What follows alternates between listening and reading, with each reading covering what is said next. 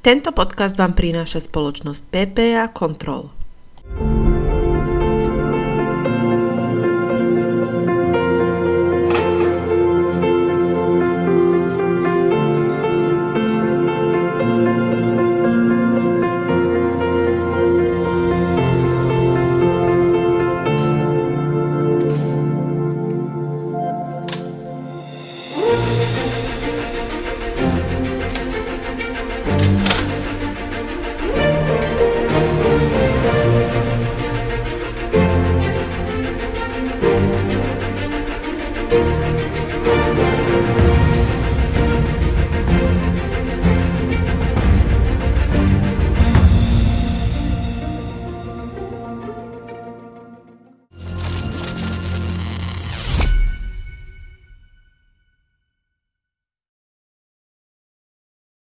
Ahojte, vítajte, moje meno je Petra a práve počúvate podcast Zmysel pre priemysel.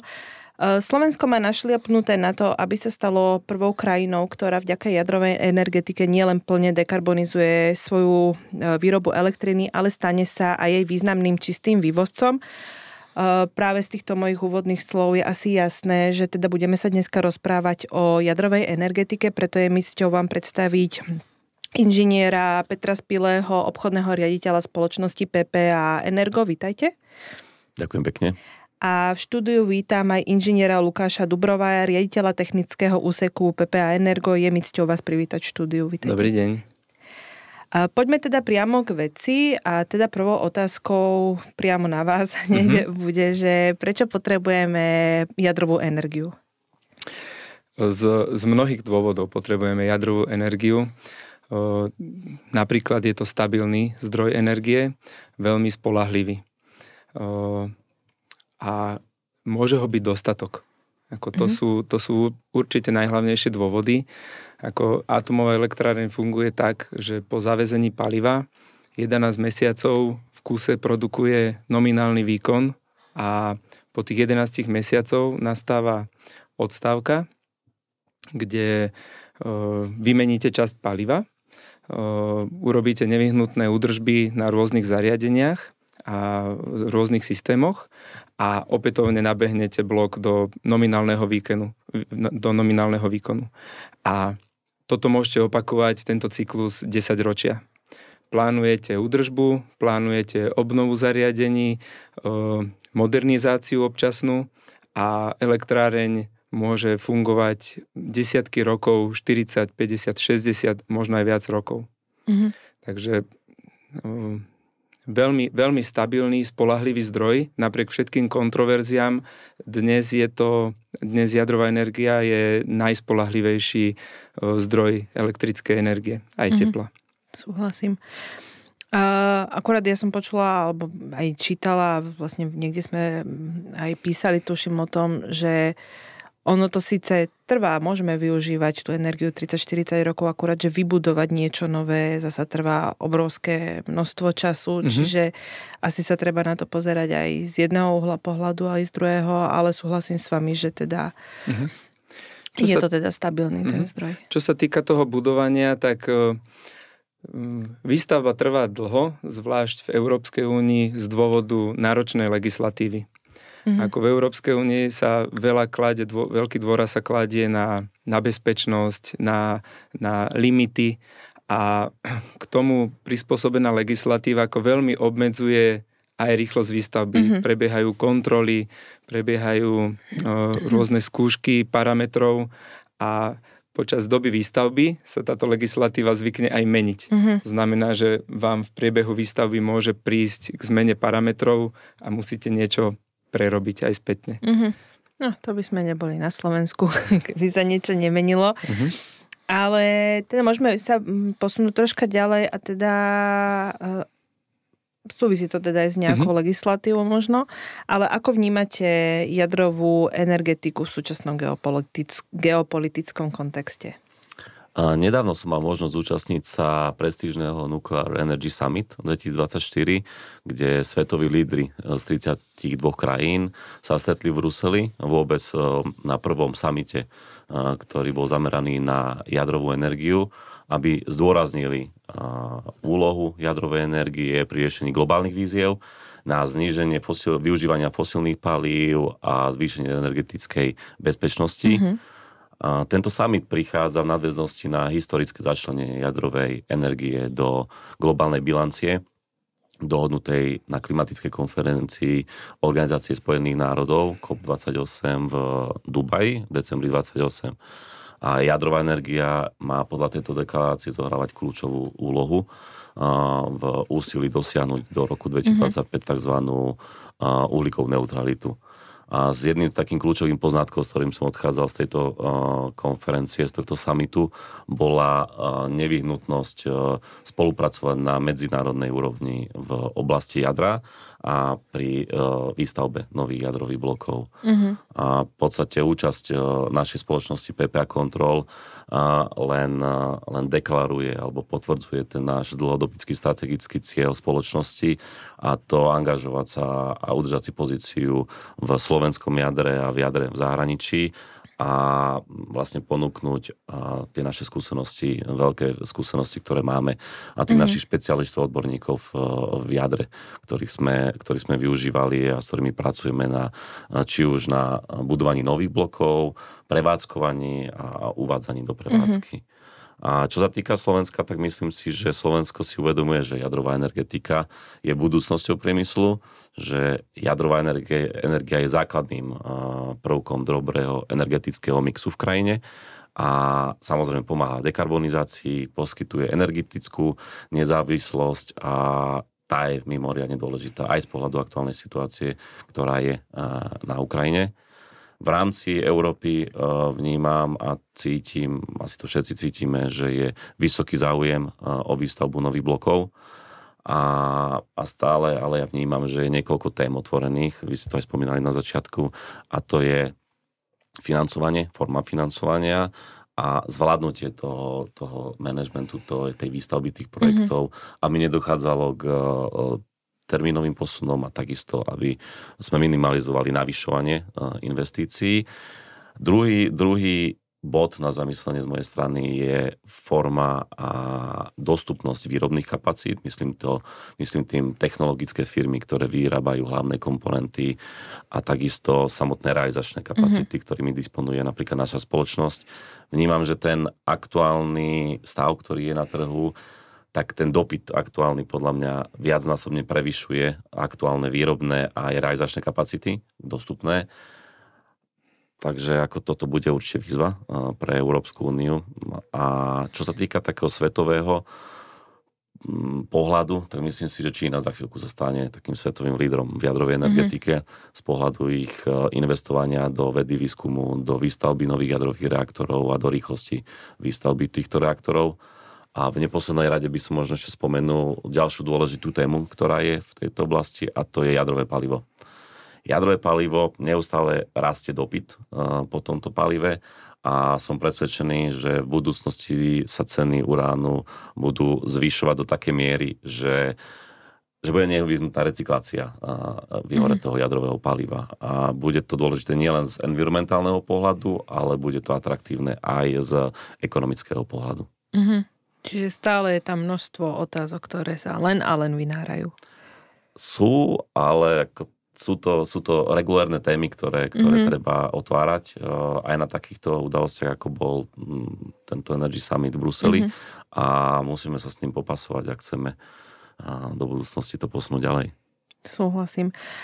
Každopádne k spolupráci alebo zahraničnej spolupráci sa ešte vrátime, ale ostaneme teraz chvíľočku na Slovensku, a to pretože slovenské elektrárne dokončili energetické spúšťanie 3. bloku jadrovej elektrárne Mochovce, a to záverečným 144-hodinovým testom na 100% nominálneho výkonu reaktora. Aký rozsah prác zabezpečovala vaša spoločnosť, prípadne aké aktivity tam prebiehajú dnes? Naozaj minulý rok sa slovenským elektrárňam a tímom ľudí, ktorí pracovali na dostavbe 3. bloku v Mochovciach, podaril obrovský milník. Naozaj sme uviedli do prevádzky 3. blok jadrovej elektrárne po vyše 20 rokoch od posledného, ktorým bol Mochovce 2. blok. A naša spoločnosť PPA Control pracovala na tomto projekte dlhých 14 rokov. Hneď od začiatku dostavby sme pracovali s týmami ľudí na projektovej dokumentácii. Realizačný projekt sme vykonávali pre časť Elektro a SKR. Vyše 6 000 dokumentov za ten čas bolo niekoľko revízií vydaných. To je inžinierská časť, okrem toho nejaká kvalifikácia zariadení vybraných, seizmicita a podobne. Čo sa týka dodávok, montáži, tak vyšpecifikovali, dodali, namontovali, odskúšali sme vyše 5000 snímačov polnej inštrumentácie na nukleárnom ostrove. Namontovaných bolo vyše 2000 rozvádzačov rôznych bezpečnostných tried, ktoré sme vyrobili v našich výrobných halách. Zase to, snažím sa to skrácovať alebo trošku zjednodušovať, ale tam od projektu cez objednanie materiálu, výroby, cez konštrukčné nejaké challenge, ktorým sme čelili, ako seizmicita, vibrácie, po zavezenie toho rozvádzača na miesto niekde do útrob nukleárneho ostrova, osadenie, spustenie, oživenie, tak to je veľký kus práce, ktorý vyžaduje úsilie, nadľudské úsilie našich kolegov mnohokrát. Po rozvádzačoch by som spomenul napríklad, že sme položili vyše 5000 káblov, 160 kilometrov impulzných rúrok sme inštalovali. A to sú také rozsahy, ktoré sa nedajú opísať číslom. Akože ľudia, ktorí s tým prichádzajú do kontaktu, tak tí majú predstavu jasnú. Nebudem sa púšťať do nejakého hlbšieho vysvetľovania, že čo to všetko obnáša, ale naozaj môžem povedať, že spoločnosť PPA Control obrovský kus diela dodala na 3. 4. blok na dostavbu Mochoviec a po tomto dodaní, inštalovaní, montáži, spúšťaní, tak nasledovala fáza na 3. bloku, nasledovala fáza fyzikálneho a energetického spúšťania. Ďakujem. To trvalo takisto dlhé obdobie, počas ktorého sme mali pripravené týmy podporné pre slovenské elektrárne. Boli to týmy, ktoré kontrolovali merania, napríklad kalibrovali, boli zúčastnení pri tlakových skúškach, pracovali na smenové prevádzky, tak ako zamestnanci slovenských elektrární. A vlastne celý ten čas toho fyzikálneho a energetického spúšťania vlastne sme mali jeden cieľ a tým bolo spustiť blok atomovej elektrárne. Čo sa teda 14. októbra podarilo teda ukončením preukazného chodu a elektrárne bola odovzdaná do komerčnej prevádzky. Ako na toto, aby sa nám to aj podarilo, tak sme potrebovali využiť vedomosti, skúsenosti našich ľudí, zamestnancov, ktorí ich mali aj z predošlých blokov alebo z práce na iných atomových elektrárniach.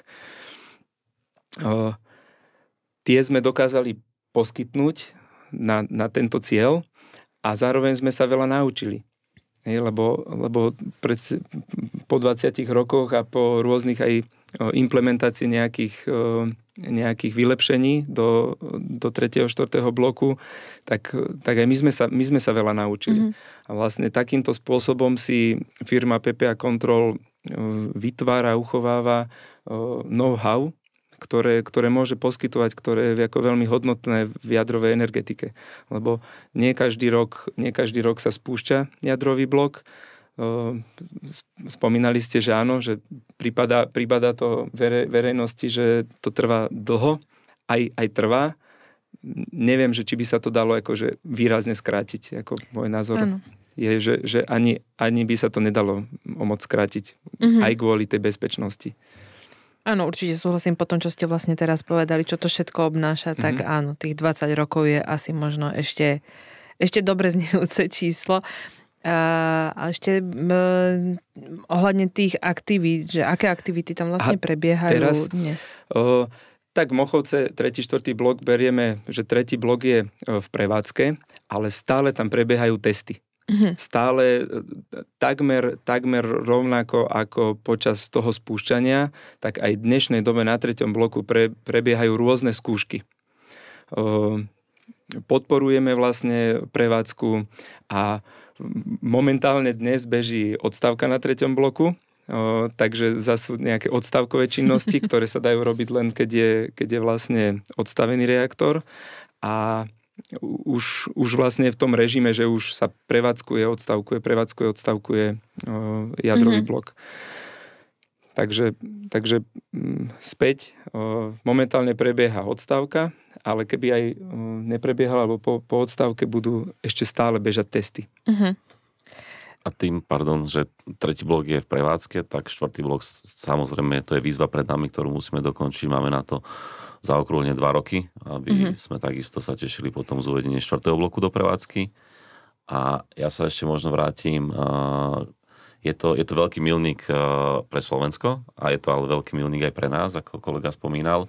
A je to aj také zadośćučinenie tým ľuďom, ktorí na tom pracovali, lebo keď si predstavíte, že začnete niečo robiť, ja som vo firme od roku 2009 a pracoval som na zákazke práve na tejto projektovej dokumentácii, kde bol veľký tým projektantov, cez 100 ľudí projektantov, bolo presvedčených, že ten blok bude spustený. Len po tých dlhých rokoch už aj oni prestávali veriť, že sa niečo dokáže dokončiť a ten blok uviesť do prevádzky, tak aj pre nich to bolo veľmi veľké zadozučinenie, keď sa to uviedlo. A taká, čo sa týka projektovej dokumentácie, sme mali celkom výzvu, lebo ten blok je ruský, aj komplet celá technológia je ruská a našou úlohou bolo z projektového hľadiska okrem iného samozrejme aj v podstate taký redesign komplet celej polnej inštrumentácie z toho ruského na európske štandardy, nájsť dodávateľov, naprojektovať, vymysleť tie merania. Čiže ja som fakt, že veľmi hrdý za celý ten tím spoločnosti PPA Energo, lebo PPA Energo je spoločnosť, je to člen skupiny PPA Control, ale PPA Energo je spoločnosť, ktorej core business je jadro. A nemám vedomosti, že by takýto veľký rozsah za posledné dlhé obdobie realizovala spoločnosť, ako sme realizovali my na Mochovciach. To je ináč naozaj veľmi obdivuhodné a hlavne aj to, že naozaj pri tých jadrových veciach, by som to povedala ako laik, naozaj asi aj to vzdelávanie a neustále zdokonalovanie tých technológií a procesov je veľmi dôležité. A možno v tom vám dopomáhajú aj nejaká účasť na projektoch a môžeme sa teraz porozprávať o projekte ITER, v rámci ktorého spolupráce v Južnom Francúzsku 35 krajín na vybudovanie najväčšieho tokamaki, teda fúzneho reaktora. A má to byť vlastne cesta k vyriešeniu celosvetového dopytu po energii a vy ste jeho súčasťou, respektíve vy ste súčasťou tohto projektu. Aká je vlastne vaša úloha na tom projekte a prípadne aké boli začiatky? Ja by som najprv tak jednoducho predstavil, že čo je ten projekt ITER. Ako je to medzinárodný termonukleárny experimentálny reaktor a myslím si, alebo respektíve asi to tak je, že je dnes zase najambicioznejším energetickým projektom vo svete. Na území Južného Francúzska v oblasti Cadarache na ňom spolupracuje 35 krajín vrátane Slovenska. Čiže naša spoločnosť PPA Control je členom a významným dodávateľom na projekte ITER. ITER by mal fungovať na tom istom princípe, ako funguje naše Slnko, ako fungujú hviezdy. Pri teplote 150 miliónov stupňov Celzia sa v tokamaku navzájom zrážajú vodíkové jadrá, spájajú sa do ťažších atomov hélia a pri tomto celom procese sa uvoľňuje obrovské množstvo energie. A práve toto množstvo energie by malo riešiť tú situáciu, ktorú ste spomínali na začiatku. A fúzne reaktory teda majú potenciál, keď sa to technicky a keď sa to všetko spraví, majú potenciál vyriešiť čiastočne celosvetový dopyt po energii. Čo sa týka takých našich začiatkov ako spoločnosti, tak spoločnosť PPA Control pracuje na tomto projekte od roku 2018, ale tie začiatky boli úplne iné. My sme o tomto projekte vedeli, že takéto niečo je. Prišlo nám to niečo nepredstaviteľné a nedosiahnuteľné, že slovenská spoločnosť by bola súčasťou takéhoto niečo veľkého. Na druhej strane sme jadrová spoločnosť a chceli sme byť súčasťou niečoho takéhoto veľkého a chceli sme sa zapísať do tej jadrovej histórie, že sme boli pri zrode fúzneho reaktoru. Teda náš príbeh začal v roku 2016. Osobne som bol to bol taký prvý dodávateľský deň pre potenciálnych vybraných dodávateľov, ktorí by mohli participovať ako na tom obstarávaní a na realizácii toho projektu ITER. To bolo priamo v Kadaraši na stavbe. A o 2 roky neskôr, ako potom prebehlo niekoľko tendrov, do ktorých sme zapojili, neboli sme úspešní, ale o 2 roky neskôr sa nám podarilo podpísať prvý kontrakt. Na tomto kontrakte participujeme s talianskou spoločnosťou Fincantieri a konkrétne sa jedná ten náš rozsah, ktorý zabezpečujeme, to je montáž komponentov technológie napájania a zároveň bezpečného zvedenia a zneutralizovania nahromadenej elektriky v podstate touto fúznou reakciou.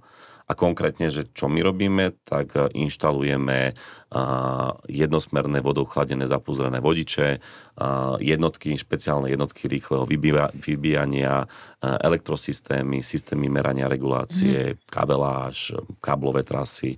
V podstate to je taký všeobecný skop, ktorý zabezpečujeme.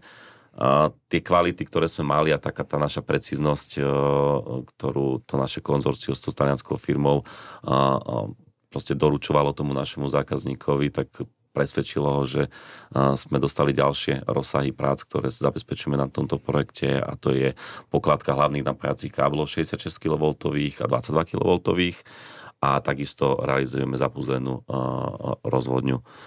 Taká čerešnička na torte, ktorú by som spomenul, je aj rámcovú zmluvu, ktorú sme podpísali. Je to vývoj, výroba, dodávka špeciálnych nízkonapäťových rozvádzačov, ktoré sú odolné.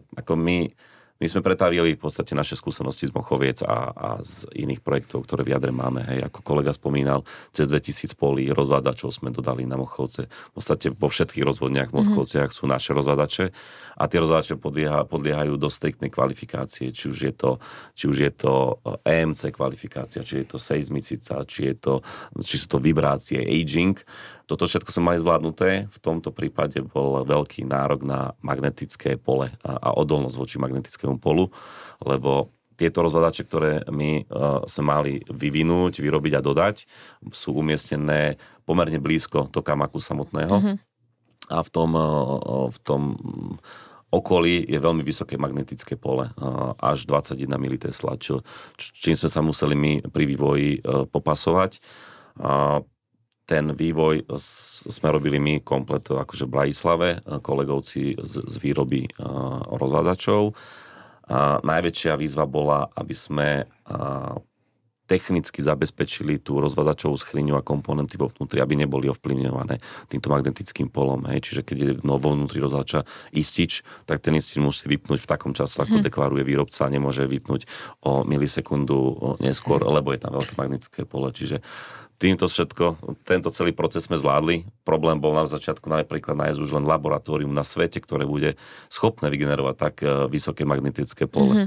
Nakoniec sa nám to asi po pôročnom sondovaní trhu podarilo nájsť vo Francúzsku zhodou okolností a aktuálne prvá várka rozvádzačov je na stavbe a druhá várka je pripravená na dopravu na stavbu a na ITERiu sú rozvádzače, ale sú v priestoroch, kde nie sú takéto podmienky a môžem povedať, že naše rozvádzače ako PPA Energo s výrobou v PPA Control s výrobou v spoločnosti PPA Energo sú to prvé kvalifikované rozvádzače na ITERi, čiže slovenská spoločnosť dokázala kvalifikovať, vymyslieť, vyrobiť a dodať prvé rozvádzače. A to si myslím, že aj naša výhoda do budúcnosti, lebo sú tam chystané ďalšie tendre na výrobu rozvádzačov a práve túto kvalifikáciu nemá nikdy, tak sa spoliehame na to, že nám to trošku pomôže. No a celkovo ten projekt ITER by mal trvať rádovo 30 rokov a je druhým najdrahším projektom na svete. Viac už to iba prevádzkovanie medzinárodnej vesmírnej stanice ISS. A tento projekt navždy ostane len experimentálnym projektom. a vyprodukovaná elektrická energia sa nedostane do siete medzi odberateľov, ale v podstate tento projekt slúži na tom, aby si tí týmy vedcov a fyzikov pochopili celé to fungovanie tohto experimentu, tej fúznej reakcie a aby sa to neskôr vedelo transformovať do takej komerčnej výroby. A náklady na výstavbu, to sa počítajú v desiatky miliárd eur, ako je to obrovská investícia. Je to investícia do technológií a do vedomostí.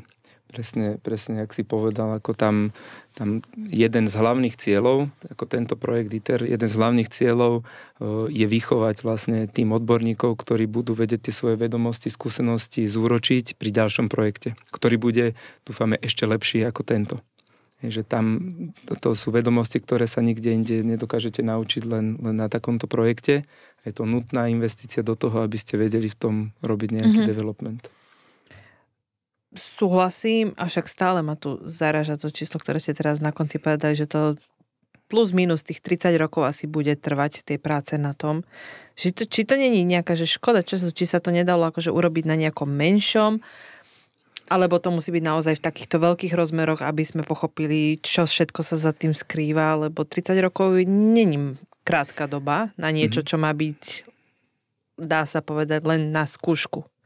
Z tej technickej, ak môžem, z tej technickej stránky boli pokusy urobiť fúzny reaktor aj v menšom, čo sa týka financií, aj objemu, aj teda fyzickej veľkosti.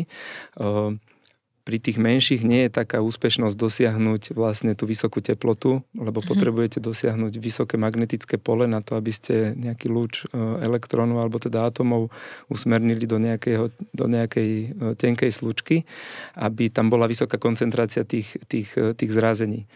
A preto taká veľkosť, že v takom väčšom to dokážete docieliť.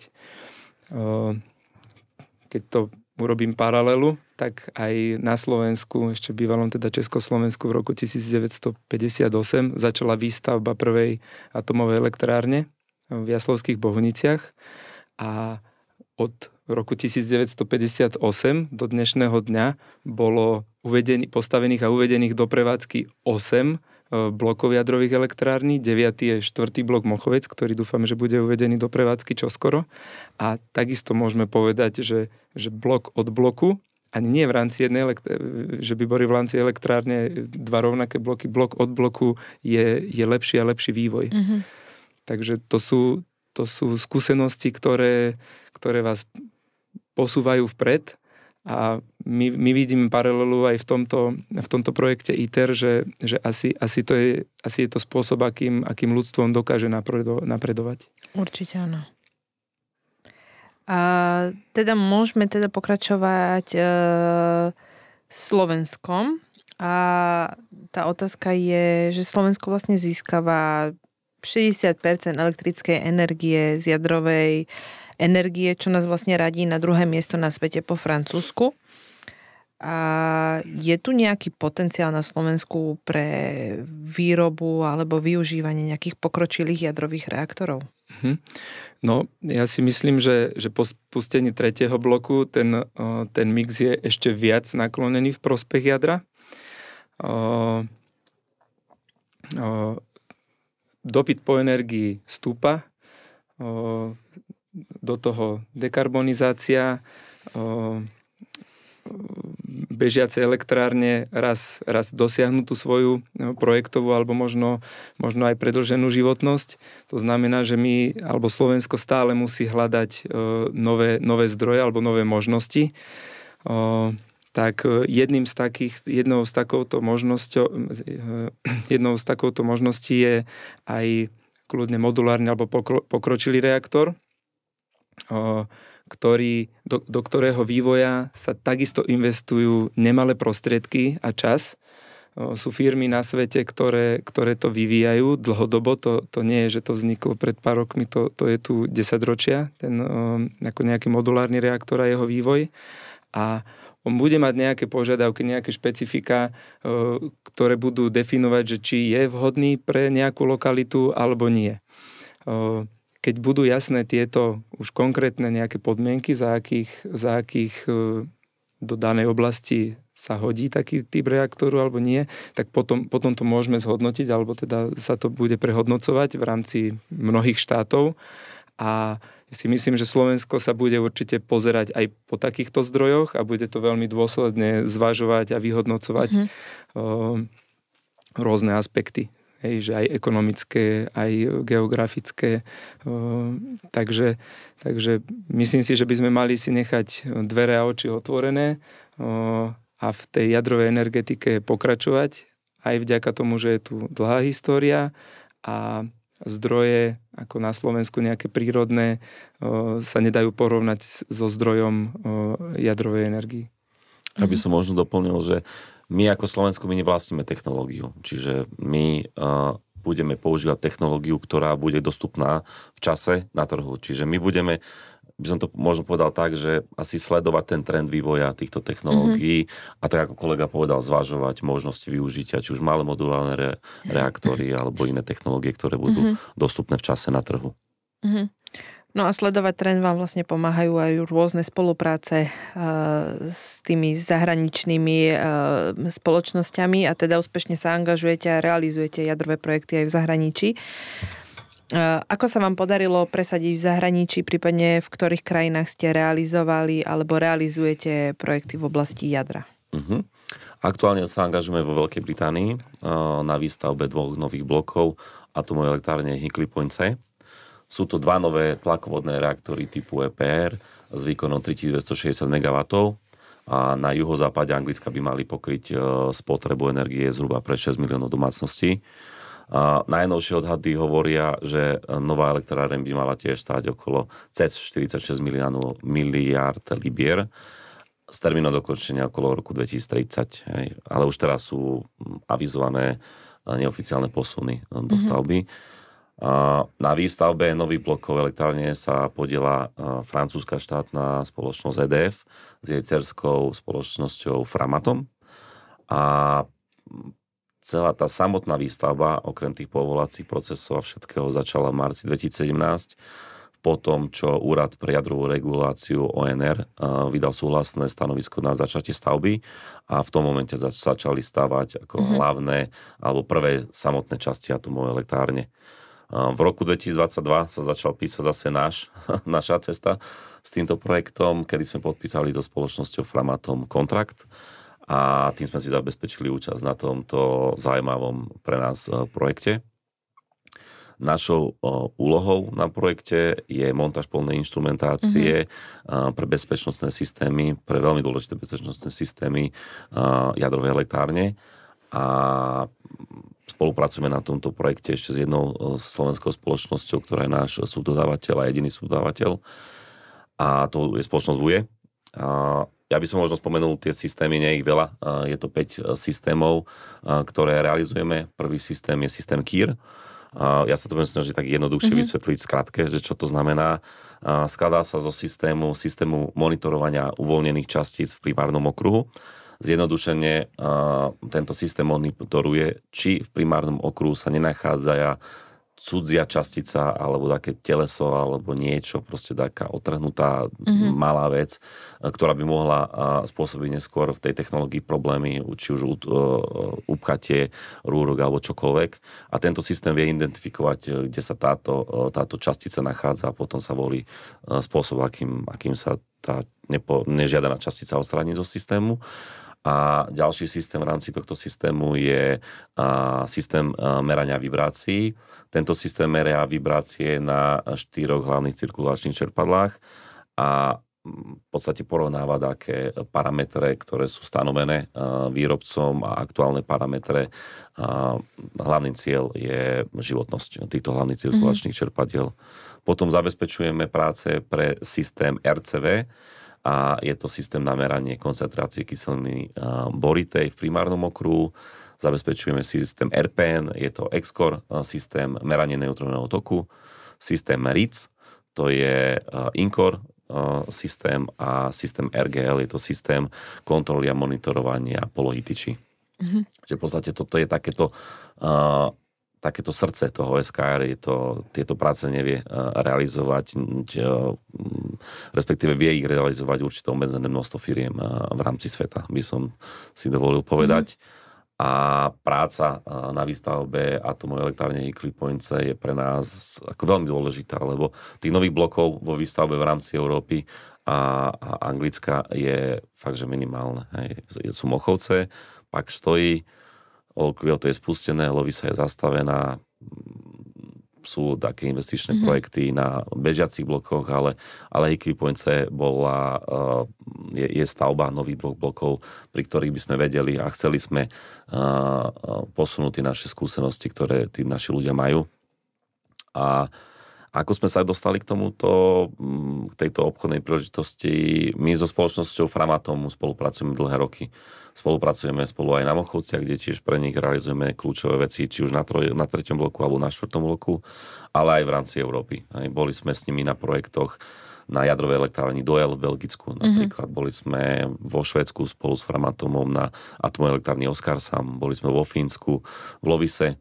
Teraz v apríli sa vrátila skupinka našich špecialistov zo Švajčiarska, z Leibstadtu a na prelome augusta a septembra tohto roku ide ďalšia skupinka našich špecialistov do Švédska na atomovú elektrárne Forsmark.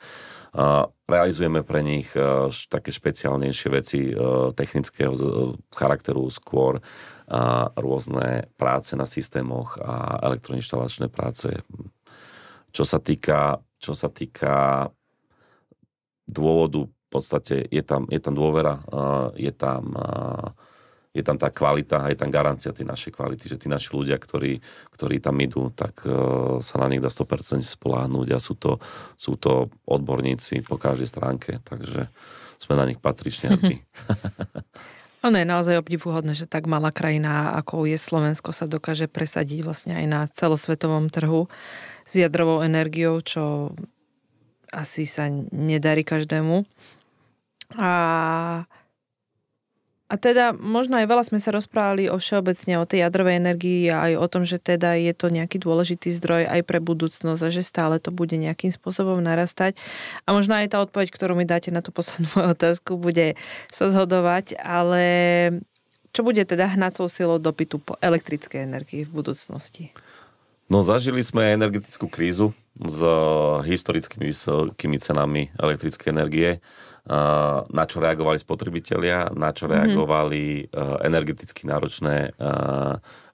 energeticky náročný priemysel. Čo som tak štatistiku pozeral, tak v Lani sa na Slovensku spotrebovalo 26 518 terawatt-hodín elektrickej energie a s porovnaním s minulými rokmi je to 6,4% menej ako v roku 2022 a o 14% menej elektrickej energie ako v roku 2021. Zároveň sú to najnižšie čísla za posledné dekády, hej. Ale ako je to podľa mňa spôsobené tou situáciou, ktorá nastala. Myslím si, že tento pokles je len dočasný a nasvedčujú tomu aj energetické také prognózy a koncepcie na úrovni národnej úrovni alebo európskej úrovni. A práve naopak uvažuje sa s takým masívnym nárastom dopytu po elektrickej energii. Keď som pozeral si také materiály, tak aj napríklad Európska komisia predpokladá, že bude extrémne zvýšenie spotreby elektrickej energie a do roku 2030 radovo 60% a do roku 2050 by sme mali potrebovať až dvojnásobek elektrickej energie, ktorý máme k dispozícii teraz. Zároveň si myslím, že sa jedná o prirodzený rast v dôsledku elektrifikácie dopravy, v dôsledku dekarbonizácie, v dôsledku všeobecného hospodárskeho rastu krajín a z pohľadu takého ekonomicko-obchodného myslím si, že mnohé nové priemyselné, nové odvetvia a s tým súvisiace investície smerujú a budú smerovať do krajín a do regiónov, kde sú spoľahlivé a konkurencieschopné ceny elektrickej energie. A ak ako krajina, ako Európska únia chceme si udržať tú životnú úroveň, ktorú máme a chceme byť konkurencieschopní v rámci sveta, tak musíme vykonať zásadné zmeny vo svojej energetickej politike, vrátane, akcelerácie, rozvoja jadrovej energetiky, ktorá podľa mňa bude zohrávať kľúčovú úlohu pri uspokojovaní tohto dopytu. Určite súhlasím, hlavne keď sa naozaj teraz v poslednej dobe bavíme o tom rozvoji rôznych energetických médií. No každopádne toto bola moja posledná otázka. Ja vám veľmi pekne ďakujem, že ste prišli a zodpovedali nám veľmi zaujímavé otázky a poskytli veľmi užitočné informácie, čiže ešte raz veľmi pekne ďakujem. A ak sa vám dnešné počúvanie páčilo, tak ďalšie diely podcastu nájdete na našom YouTube kanáli, prípadne podcastových aplikáciách Spotify a Apple Podcast. A tešíme sa na vás už teraz pri ďalších dieloch. Ahojte, dovidenia, ďakujem. Ďakujem pekne a prajem pekný deň. Ďakujem veľmi pekne. Tento podcast vám priniesla spoločnosť PPA Control.